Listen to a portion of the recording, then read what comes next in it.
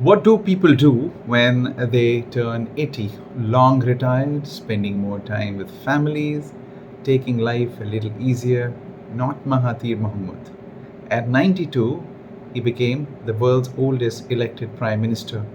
At 99, he drove a race car at 96 miles per hour. And now, on his 101st birthday on Friday, July 10th, he launched a brand new version of the personal website packed with speeches, books, articles, photographs, videos, proving that more than a century into life, he still has plenty to say. Within hours, the site was flooded with birthday messages.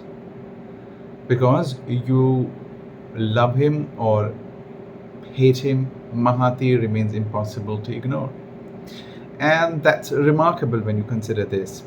Nearly every other global leader from his era, Ronald Reagan, Margaret Thatcher, Lee Kuan Yew, and Deng Xiaoping, is gone.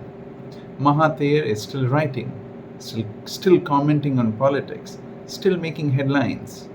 So how has one man remained relevant for more than 4 decades? The answer begins in 1981, when Mahathir became Malaysia's prime minister. The country heavily relied on commodities like rubber and tin.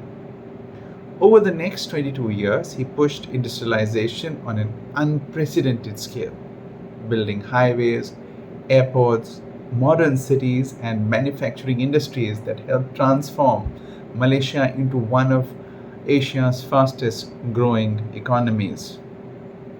To supporters, he is the father of modern Malaysia. To critics, he is an authoritarian who concentrated power, weakened democratic institutions. The truth is that his legacy has always been complicated, and that's exactly why he is still debated. By 2003, after 22 years in power, Mahathir announced he was stepping down. He was 78 years old and famously declared that he was simply too old to continue.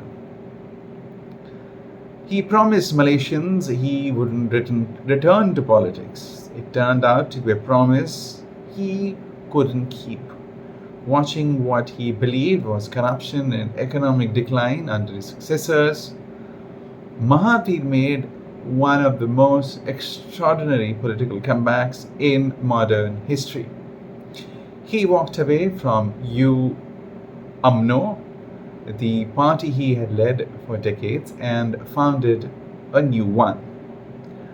Then he did something almost nobody thought possible. He teamed up with his old protege turned political foe, Anwar Ibrahim, and the current Prime Minister. Years earlier, Mahathir had sacked Anwar as his deputy Prime Minister. Anwar was imprisoned on corruption and sodomy charges that he insisted were politically motivated, sparking the Reformasi movement and years of bitter political rivalry. Few imagined the two men would ever stand together again, yet politics has a habit of rewriting history. United by a common goal of removing Prime Minister Najib Razak during the I-1 MDB corruption scandal, Mahathir and Anwar formed an unlikely alliance. Against the odds, they won the 2018 election. At 92, Mahathir became Prime Minister once again, the oldest elected leader in the world. He secured a royal pardon that freed Anwar and restored his political future. But their alliance proved fragile. Disagreements over when power would be handed over eventually tore it apart. Just 2 years later, Mahathir resigned, bringing his second premiership to an end. For many politicians, that would have been the final chapter. Not for Mahathir Mohamad. Today, at 101, he still arrives at office by 8:30 every morning. He often works 9 to 12 hours a day. He still writes many of his articles by hand before they are published online. He exercises regularly, watches his diet and says that work, not retirement, is the secret of staying healthy. His wife of nearly 70 years, Dr. Siti Hashma, once revealed that Mahathir believed staying home would simply waste time. It is a philosophy that seems to define his entire life. Even in his late 90s, he was driving race cars and riding tandem bicycles.